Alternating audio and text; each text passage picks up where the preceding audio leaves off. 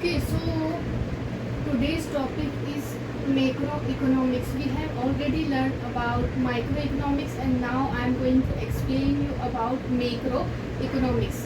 So let's see what is the meaning of macroeconomics. First of all, macroeconomics means if you are studying a whole economy. Okay, so the macroeconomic means you are not studying half an individual. Macroeconomic means you are studying whole economy.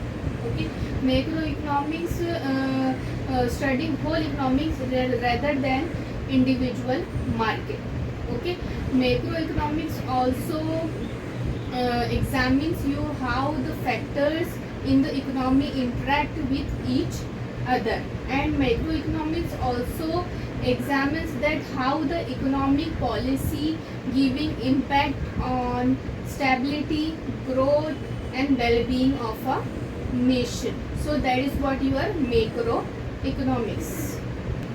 So these are some easy to understand examples of macroeconomics. The first one is what? Interest rate. Suppose let's take an example, central government is lowering the prices of interest rate, so it will so borrowing becomes cheaper, so the people will encourage to take a loan for buying new homes for their and suppose to start a new business. So borrowings become cheaper here, and it will also boost the economy. Okay, so that is what your interest rate. Government spendings. Government build a new road and creating funds, giving funds to the new schools. It can create a job and stimulate economic growth. These kind of spendings may overall increase in the economy and also give you a lots of employment. So that is what your government spending. Taxes. Reducing taxes means people have more money to spend. It can also increase the consumer spending and stimulating economy. Okay, so conversely, if the income tax rates is high, so what will happen? It can reduce the disposable income and also slow down your consumer spending. So that is what your taxes. Fourth one is unemployment. Unemployment is high in the country. It means many people are not working.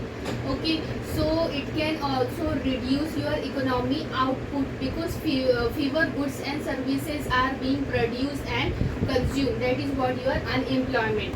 And the fifth one is trade balance. Suppose if your country is export more compared than import, it has a trade surplus. It indicates a strong economy. It can also lead a job creation in driving industries of export. So that is what your trade balance. So here these easy to understand examples of macroeconomics. First, interest rate, government spending, taxes, unemployment and trade balance.